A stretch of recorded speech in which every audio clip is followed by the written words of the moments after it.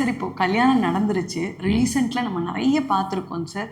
குழந்தையின்மை, குழந்தைங்க பிறக்கல, ஃபர்ஸ்ட் வேண்டாம்னு நினைச்சிடுறாங்க, இல்லை வேணும்னு நினைச்சும் பிறக்கல. அந்த மாதிரி சந்தான பாக்கியத்துக்கு நீங்க சொல்ற ரெமெடி என்ன சார்? இப்போ ஜாதக ரீதியாக மேஷ லக்னம்னு வச்சுக்கலாம்.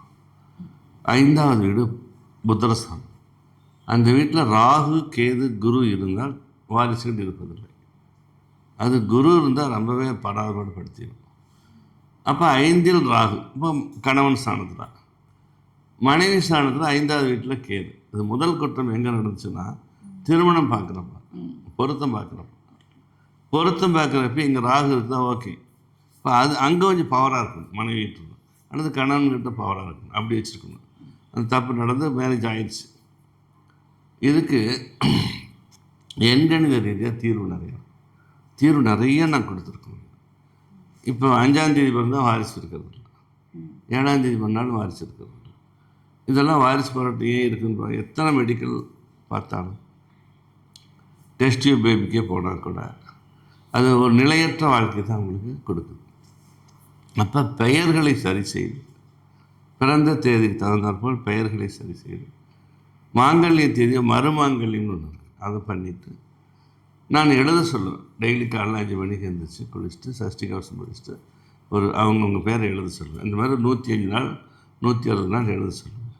கண்டிப்பாக அதுக்குள்ளே கன்சியூவ் ஆகும். ஆனால் 30 நாள் கழிச்சு சொல்லுவேன். LMB date last period time date 2 3 குறித்து வச்சுக்கணும். நம்ம ஆஃபீஸ்லேயே குறித்து வச்சுருவாங்க. அதெல்லாம் வருஷத்தில் ஆலயங்கள் மட்டும் போக சொல்லுவாங்க. கண்டிப்பாக 105 நாளில் கன்சியூவ் ஆகும்.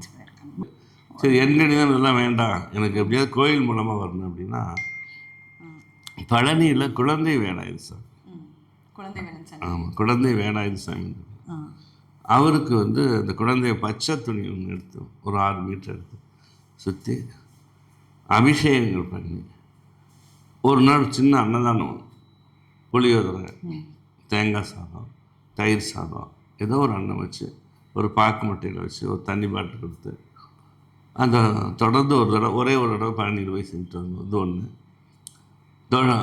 பெங்களூர்லேருந்து மைசூர் போகிற சொன்ன 50 கிலோமீட்டர் தொட்டமல்லூர்னு நினைக்கிறேன். அந்த இடத்துக்கு பேர் நவநீத கிருஷ்ணன். குழந்தையாகவே இருக்கார் நவநீத கிருஷ்ணன். நவநீதம்னா வெண்ணெய் உண்ட கண்ணம், நவநீத கிருஷ்ணன். அப்போ தவழ்ந்த மனிதனில் குழந்தையாகவே இப்படி இருப்பார்.